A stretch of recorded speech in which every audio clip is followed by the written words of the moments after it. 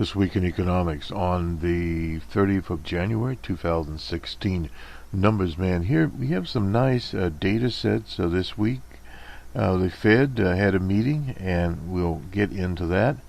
We have some PMIs from the market organization, basically on the U.S. economy, the manufacturing sector, and the service sector, and a few other things thrown in between.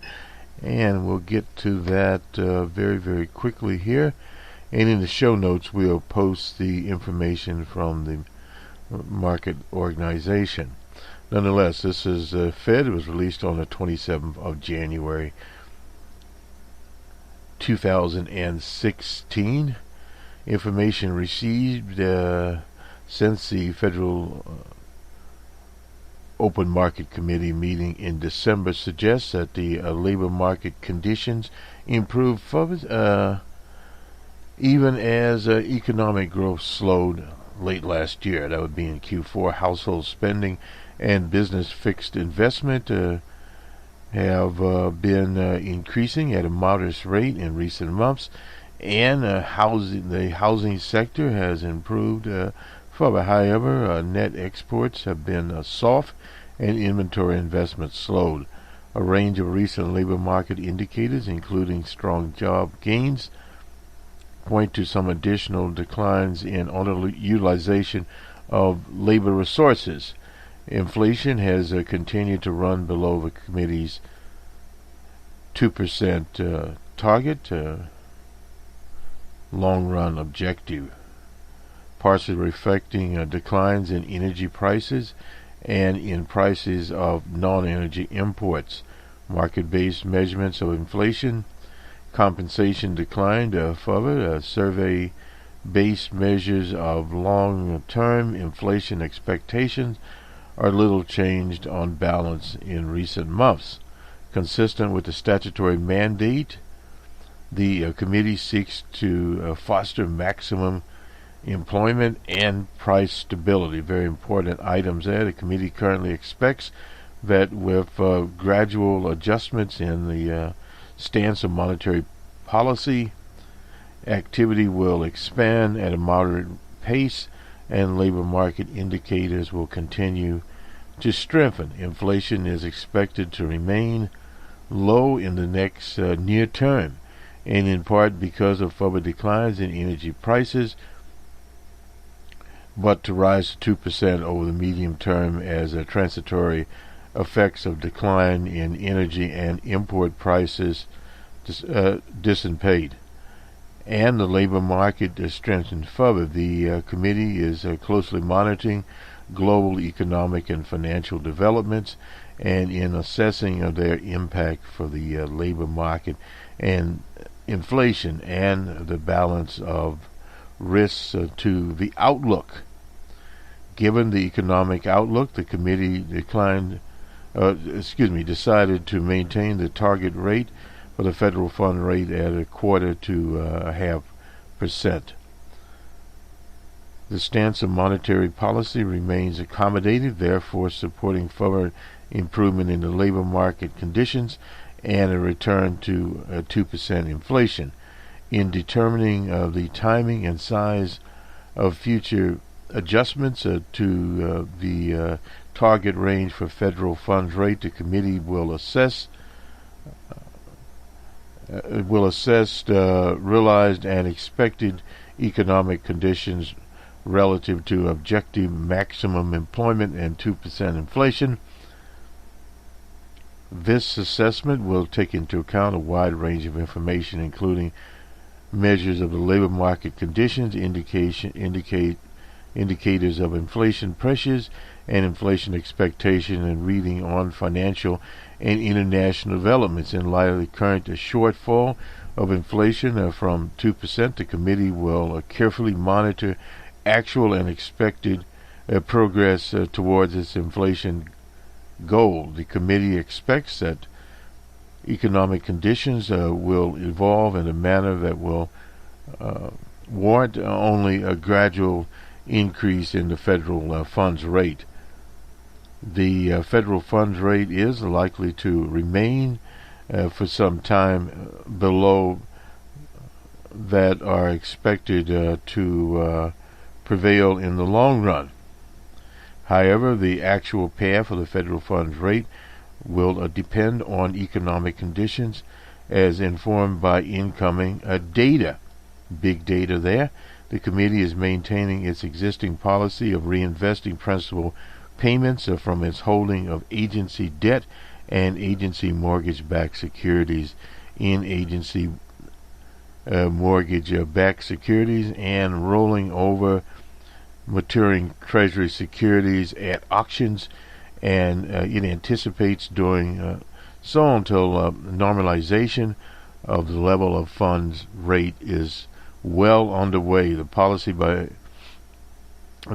by keeping the committee's holdings of long-term securities at sizable levels should help maintain accommodative financial conditions. This was Janet Yellen, Dr. Yellen, Dr. Dooley, Dr. Brainard, Bullard, Dr. Fisher, George, Mester, and Dr. Powell, Dr. Rosingen, and Dr. Tortello. Anyway, that is the Fed report. Let's go to the latest from the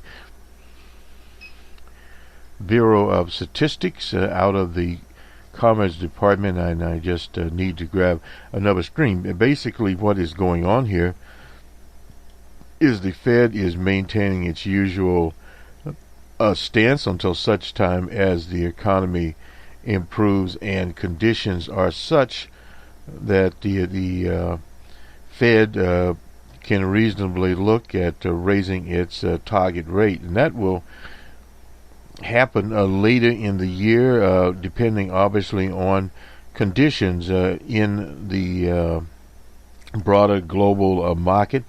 Demand is tempered. Energy prices are basically up and they are down all at the same time, and it's a situation where the Fed does not really have a lot of control in terms of where things are in the scheme of things. In other words, over the global economic situation, and that in itself is just one of the things that in the modern economics you can't just simply look at one nation and make a determination as to where things are in the overall scheme of things. In other words, just the American economy, you cannot just target it. You have to target the global economy, and when you look at the global economy, such as oil pricing, it is definitely affected as in terms of where it is the economy is moving. Thus, we will see for some time to come conditions that are a little bit different from, say, market conditions. Now, this is from the Bureau of Economic Analysis, National Income and Product Accounts, Gross Domestic Product. Gross domestic product, the value of goods and services, the nation's economy less the value of goods and services used up in production adjusted for price changes. Increased at an annual rate of 0.7% in Q4, that's in 2015, according to the advanced estimate released by the Bureau of Economic Analysis. In the third quarter, real GNP increased 2%. The Bureau emphasizes that the fourth quarter advanced estimate released today is based upon a source data that are incomplete. So in other words, there will be another estimate out there. A more complete data set will be released at the end of February on the 28th. The increase in real GNP in Q4 primarily reflects positive contributions from personal income, consumption, expenditure, that's PCE, residential fixed investment, and federal government spending, all very important factors. The deceleration in real GMP in Q4 primarily reflects a deceleration in PEC and a downturn in non-residential fixed investment, in exports, and in state and local government spending that are partially offset by a smaller decrease in private inventory investment, and a deceleration in imports and an acceleration in federal spending. Real gross domestic product, purchases by U.S. residents, goods and services, increased 1.1% in Q4 compared with an increase of 2.2% in Q3. The price index for gross domestic purchases, which measures prices paid by U.S. residents, increased 0.2% in Q4 compared with an increase of 1.33% in Q3. That's excluding food and energy prices. The price index for gross domestic purchases increased 0.9% compared with 0.12%. Current dollar GDP, the market value of goods and services produced by the nation's economy, less the value of goods and services used up, increased 1.5%, or 68.1 billion in Q4, to a level of 18,128.2 billion in Q4. Current dollar GMP increased 3.3%, or 146.5 billion. Personal income. Disposition of personal income. Current dollar personal income increased 137.1 billion in Q4, compared with an increase of 190.8 billion in the third quarter. Deceleration in personal income primarily reflects a downturn in personal interest income and deceleration in wages and salaries and in farm property income. Personal current taxes increased to 25.8 billion in Q4 compared with an increase of 22.3 billion in Q3. Disposable personal income, very important. The number here increased to 111.3 billion, or 3.3% in Q4 compared with an increase of 168.5 billion, or 5.1% in Q3. Real disposable personal income increased to 3.2% compared with an increase that would be in Q4 with 3.8 in Q3. Personal outlays increased to 72.6 billion in Q4. Compared, let me make a little adjustment here. Compared with an increase of 31.7 billion in Q3. Personal savings, disposable income less personal outlays, was 739.3 billion in Q4 compared with 700.6 billion in Q3.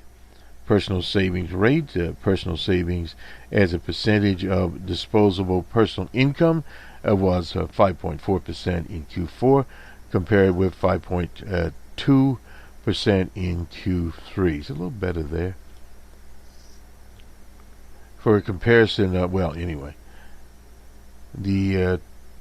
2015 GDP, real GDP increased 2.4% in 2015. That is from the 2014 annual level to 2015. The increase in real GDP in 2015 primarily reflects positive contributions from personal consumption expenditures, that's the PCE, and non-residential fixed investment. They're comparing real GDP growth in 2015 with growth in 14.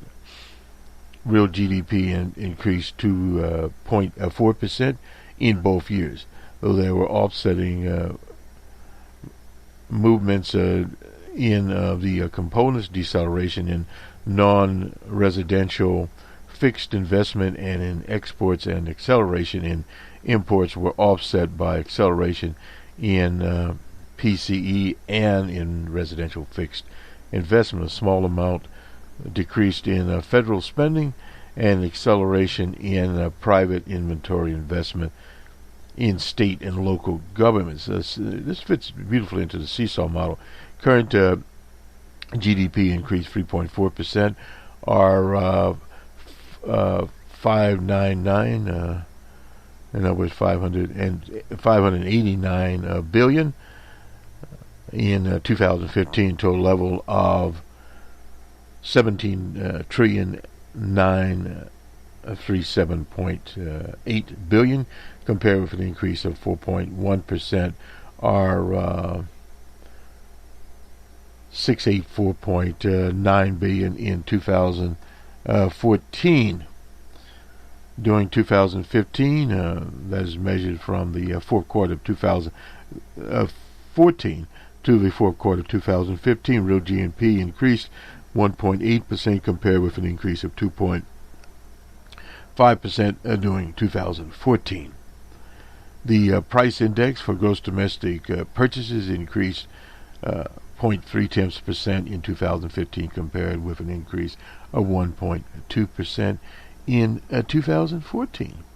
And that is the current day. And if you look at some of the numbers here, these are release dates, incidentally, on the 29th. That was the advance, which we just heard. That's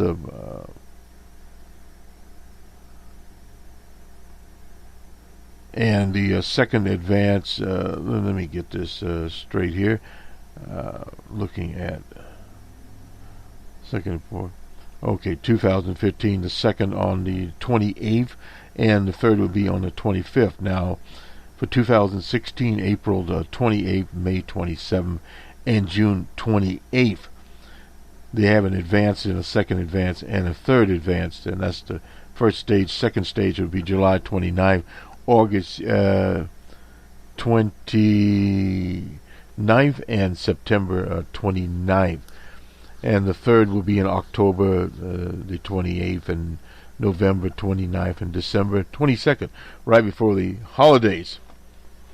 And corporate profits, we'll get that on March the 5th. And that'll be for 2015, and 2016, May 27th and June 28th. Now, basically, you have it. So we have those different ones that are scheduled. The advance estimate based on source data that are incomplete, and this is what we were basically into here. And now we'll go to the market organization and their latest data. And let's get to it, as one would say. We'll get to it in just a second here. As soon as we find it, wherever it is. Here we go. We'll also have the estimates from the National Office of Statistics. That's in the UK. And here we go.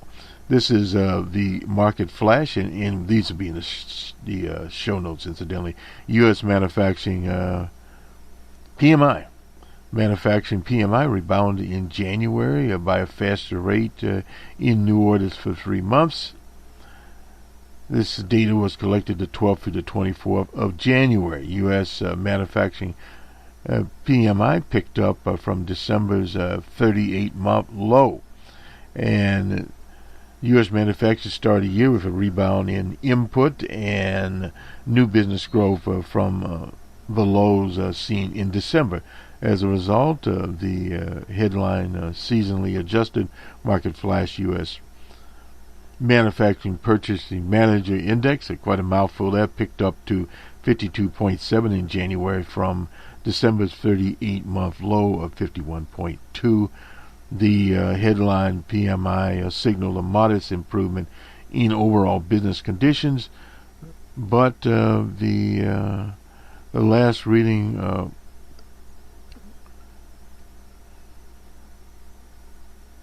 The last reading was evidence suggested that a soft overall employment growth reflected a wait-and-see approach to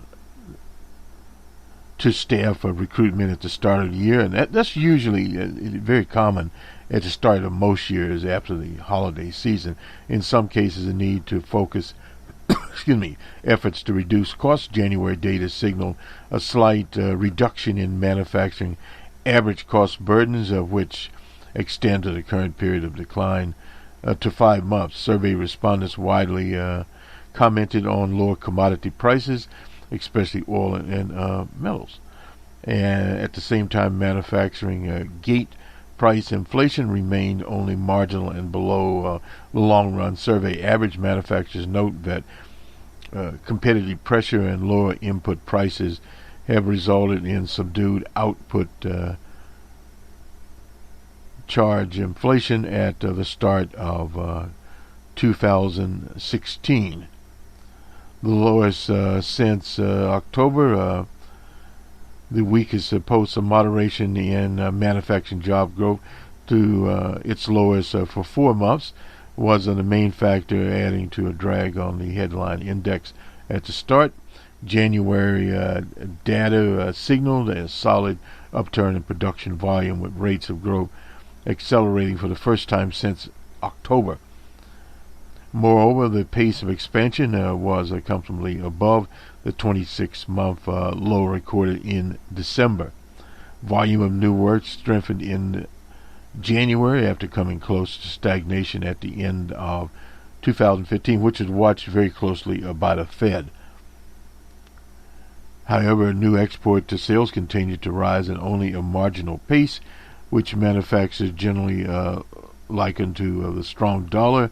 Companies that report an overall upturn in new work mostly cited improved domestic economic conditions, very important for the American economy. The main exception in the wider trend was amongst manufacturers facing cutbacks in new orders from clients in, of course, the oil and gas sector. The rebound in total new business growth during January continued to stabilize in backlog work, an upturn in input buying across goods producing sector. However, manufacturers remain cautious about their inventory volumes at the start. Meanwhile, manufacturers indicate a slight slowdown in job creation across the sector.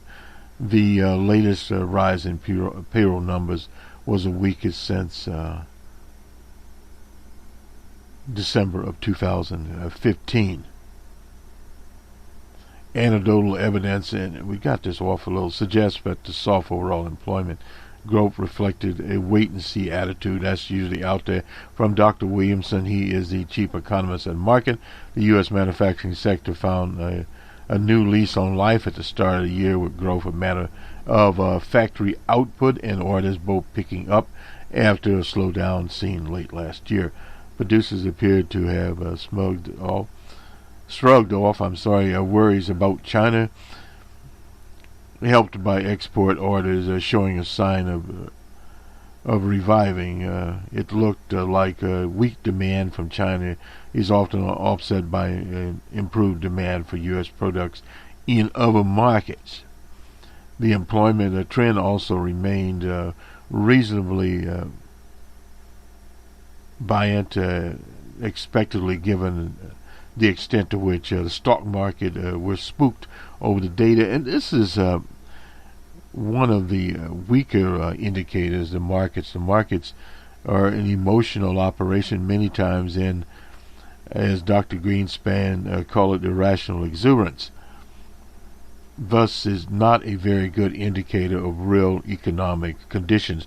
The reason we include the markets is a barometer to look at where the market psychology lies, but the real quote-unquote action these days is in monetary policy. Make no doubt about that. The employment trend also remained reasonably buoyant, especially wait a minute. Anyway, it's clear too early to declare that the recent slowdown fears are overplayed, but the sector resilience in the face of recent financial market vulnerability is an encouraging omen for growth and employment in the wider economy, especially as sectors such as transportation, business services typically move in the same cycle as manufacturing. This is or was the case at one time. Now, manufacturing in the U.S. used to be the leading sector, but at the same time, that is changing. You now have B2B that affect, and business to business that affect the service sector, because many of the businesses that are served are non-manufacturing businesses, and they are growing by the day, month, and year. So you're seeing an overall situation. Not to say that manufacturing is not important, but at the same time, manufacturing provides much less jobs than it did at one time. Now, this is the service PMI from market, and will service PMI providers experience weak output growth for the second month running. New business growth picked up slightly. That's from December's 11-month low. Service sector firms signal sustained optimism about their prospects in 2016. U.S. Service providers started the year with another slowdown in business activity. This was highlighted by a fall in the seasonally adjusted market flash. A service MPI business activity index, which is based on approximately 85% of the usual month replies to 53.7 in January from 54.3 in December.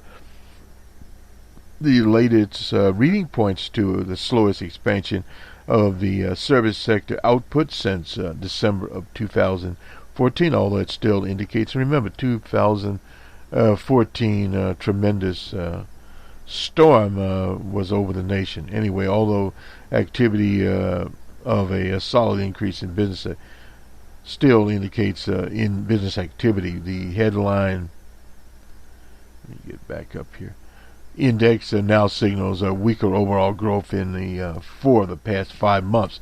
Service sector continues to cite improved domestic economic conditions and rising client demand during January, a usually slow month, incidentally. That said, a number of survey respondents suggested that spending cutbacks across the energy sector had a negative impact on their business activity. There's also some reports that the strong dollar remains a headwind to growth in the start of 2016. In contrast to trends for business activity, the latest data indicates a slight rebound in new work received by service sector companies. Growth of new business accelerated from December 11-month low, but was still weak, seen on the average in 2015. Firms noted that uncertainty about the economy's outlook have acted as a brake on new business wins in January. Business data indicates around 7 times as many U.S. service providers, 36%, anticipate a rise in business activity in the next 12 months, as those that focus on a decline is 5%. Survey respondents mainly attribute their optimism to supportive economic conditions and expect new business growth. However, the overall degree of positive statements was down fractionally in January and the lowest since July of 2015. Backlog of work was reported to have decreased slightly in January, which marks a 6-month decline. This partly reflects a sustained upturn in staff hiring at the start of 2016. Always a positive there. The latest increase in payroll numbers and the fastest since September. Service providers commented on additional recruitment in response to rising volumes of work and long-term expansion plans. Moreover, input cost pressures remain mute in January, although the pace of inflation picked up from December's 10-month low. In line with most recent trends, service providers note that low fuel and oil-related costs have helped to partially offset higher salaries. At the same time, average price change by service sector firms increased the fourth month running, but the rate of inflation was only marginal and below the average since the survey began in 2009. Seasonally adjusted market flash composite PMI output index registered 53.7, down from 54. The strongest rise in well, we already went through that one. Before Dr. Williamson here, his comment: the survey paints an inconspicuous start to the year for the U.S. economy. A sluggish manufacturing economy is being accompanied by a service sector where growth slows further, signs of losing momentum in January, even before the bad weather hit. Well, the weather hasn't been that bad this year compared with some other obvious Januaries. If you look at it, we'll have that. We'll have to get the weather data in here. We'll get it. The data are not by no means disastrous, signaling a 1.5 annualized rate of economic growth at the start of the year. They're not bad these days. When you look at 2.5 as being the norm in the U.S. economy, and 3, you get to go to the big show, so to speak. Let's see. Confidence to one of, let me see. But dropped in business confidence to one of the lowest levels for over 5 years, suggesting that firms are bracing themselves for the worst to come. Worries about financial market volatility. Less volatility in the financial markets. If you recall, the so-called Greece crisis has disappeared from the front page of economic blogs, newspapers, etc. And Spain and Italy are in a little better shape. France is in better shape. The UK, there are some problems there. Worries about financial markets. Well, again, that is more of a psychology there in the financial markets than the real economic problems. Let's go now to the Office of National Statistics. This is in the UK. This is the preliminary estimate of Q4. That's October to December of 2015. Changes in gross domestic product, GDP, the main indicators of economic growth, is estimated to increase 0.5% in Q4, compared with a growth of 0.4 in October, that's July to September 2015. Output increased in 2 of the main industrial groupings within Q4. That's October to December of 2015. Services increased by 0.7%. Agriculture increased by 0.0. Production, in contrast, production decreased 0.2%, while construction output decreased 0.1%.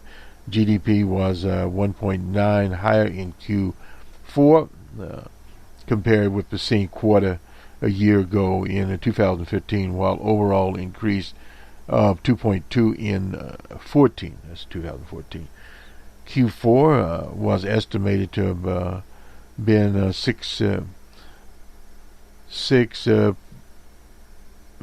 higher than the pre-economic downturn peak in Q1. That would have been in January of 2008. From the peak in Q1, that was 2008, and in Q2, that would be April to June in 2009, the economy shrunk 6.1%. The preliminary GMP is produced using output approach to measuring GMP at this stage, and data content is less than half of the total required for the final output estimate. So that's basically what you have from the Bureau of the National Statistic Bureau there. So that is the next estimate they will have will be on the 27th. This is released incidentally on the 28th of January. And on the 27th of April, they'll have the next edition of their estimate out there. There's been some stagnation in the UK economy. So there's some things they have to work through in the UK. We'll get more info on some of those economies as we, of course, move along here. And we'll go now to the BBC, and we'll look at the markets here.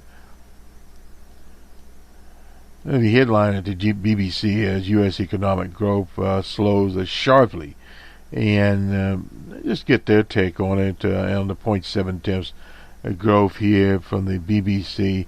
It's good to have the energy sector investment continues to plummet, with spending. Just a second here. With wells and shafts down 38.7%, slightly less dramatic fall than the 47% drop in that was in Q4. Q3 overall investment in the sector was down 35% in 2015, the largest drop since 1986. Unseasonably mild weather has held back consumer spending, with another break on growth for manufacturers. Both factors are seen, of course, obviously as temporary. Overall, in 2015, the U.S. economy grew at 2.4%. It's pretty good. And they quote Dr. Williams from here, but we've already quoted him, so we are ahead of them, as one would say, here. And we've already expounded on the Fed. The Fed is just holding to see what is going. The corporation Xerox will split into two different companies. There have been a lot of movement in the corporate sector in the U.S., companies splitting, and also at the same time companies buying other companies. Some of the IBMs of the world, etc., just simply adding to their portfolio of other companies to get in the current technology. From Marco Draghi, he's with the European Central Bank, the European Union Statistics Office. Eurostat showed consumer spending was up 0.4 in January compared with a year earlier. It doubled the rate of inflation. There, year-to-year, energy prices fell 5.3%, although that was less steep than in previous month. Core inflation, which strips out the volatility of food and energy, rose 1% from 0.9 in December. The European Central Bank has taken drastic steps to try and boost price growth. Is deflation such a bad thing? Well, this is here. Introducing negative interest rates. And we talked a little bit about this, which means commercial banks have to pay to keep their money rather than the reversal. The designation to encourage banks to lend money rather than set on cash. There's been some talk of that. In December, the European Central Bank extended its 60 billion euros a month stimulus program by 6 months to March of 2017. A drastic impact there on a monetary policy that is not market-oriented. That's the European Central Bank. Now let us fly along here. In France, we touched on France 1 minute ago. The French economy grew at the fastest pace for 4 years. Things are improving in France. The French economy grew at a faster pace, which jumped 1.1% in 2015. The Eurozone's second biggest economy grew 0.2% in Q4, down from 0.3% July to September. The National Statistics Agency, The full growth figures were 0.2 in 2014. This is in line with government prediction, but it hasn't reached the 1.5 expected in the wider Eurozone of 1.5. Over a year, there was an increase in consumer confidence, with spending at 1.4%, while business investment grew at 2%. The figures have provided a boost to the president, Hollande. Government, after disappointing job figures, showed that in December the number of jobless reached a new record, 3.59 million. Well, some nations would like to have that particular number there. Now, this is the National Institute of Statistics and Economic Studies. This is the French. GNP grew by 0.2 over the year. GDP rose, increased 0.2 and over the year by 1.1 here, and we'll put this up. The INSEE brought forth substantially the publication of quarterly brings forth the first estimate, and this is it, of GDP volume increased 0.2 on average over the year. GNP accelerated 1.1% in 2015 after 0.2 in 2014. Total gross fixed capital formation, that they use here, accelerating Q4 at 0.8% after a 0.1%. Conversely, household consumption expenditure slipped back a negative 0.4 after a positive 0.4 in Q3. That would be Q4. Thus, the final domestic demand, excluding inventories, changed very slightly and contributed positively to output. That's where the 1/10 points after plus 0.3 point in the previous quarter. That would be quarter Q3. Exports bounced back 0.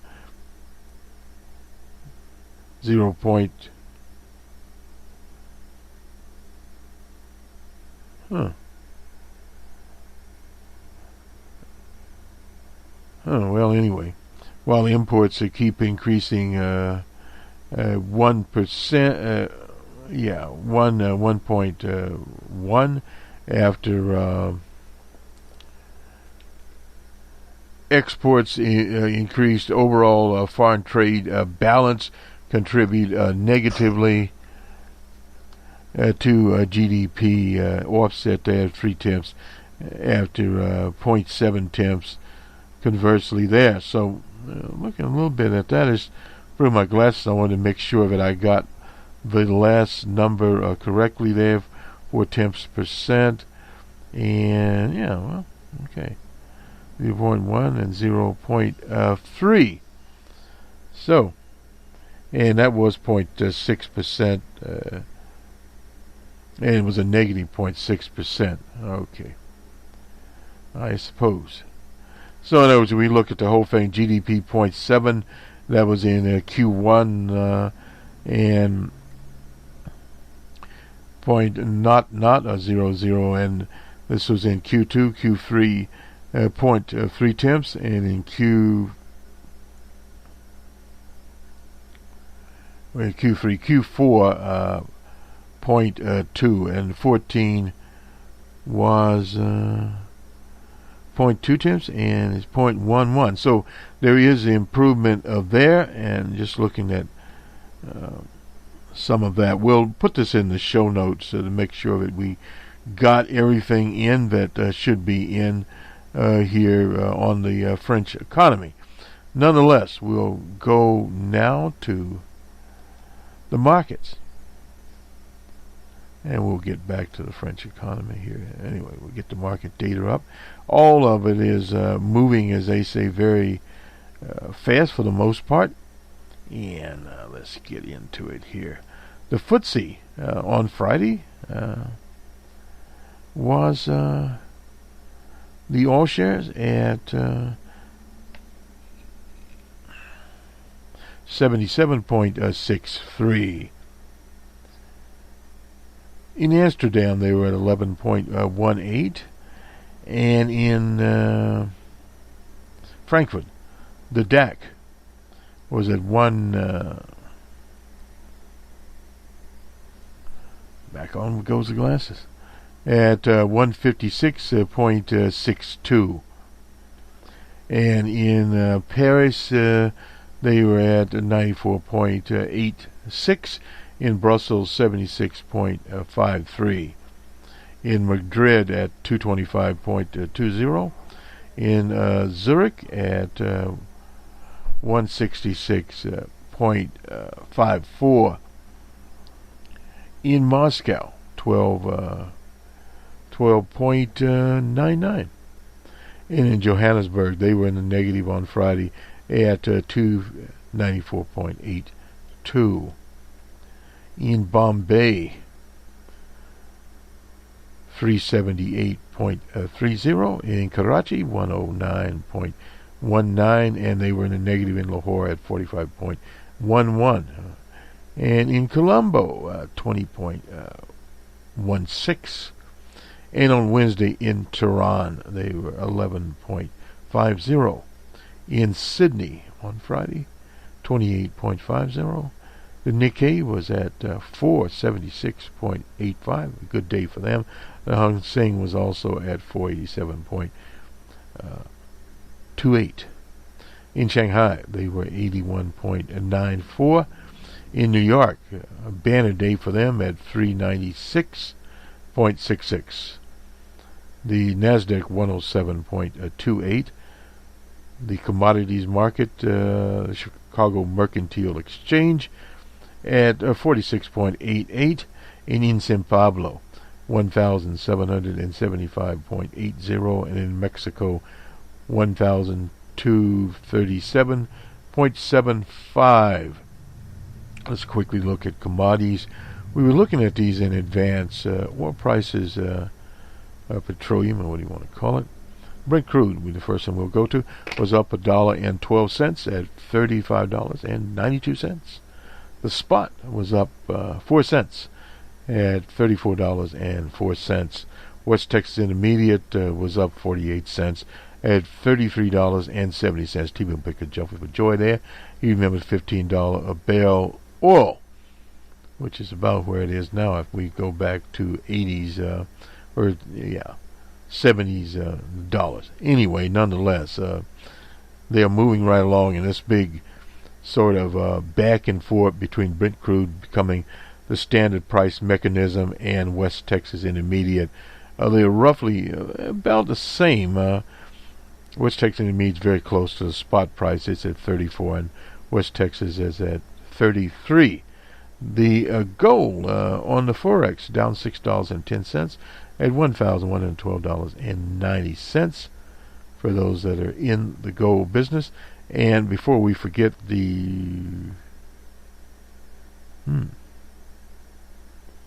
oh well. I was looking for the BBC, but nonetheless, the Eurex futures, we got a mixed bag here. Cocoa was up $1. Robusta coffee was down $16. White sugar was down 4 cents. Big contrivancy there over genetically modified sugar from the sugar beet people. And some of the candy manufacturers have taken out. The Bloomberg Commodity Index is up $1.12, 1.5% at 77.22. This was on Friday at 3:50. Looks at the time on this. I don't see. I was looking for the. I guess we missed the BBC index there. That was on the markets here. The BBC Global 30.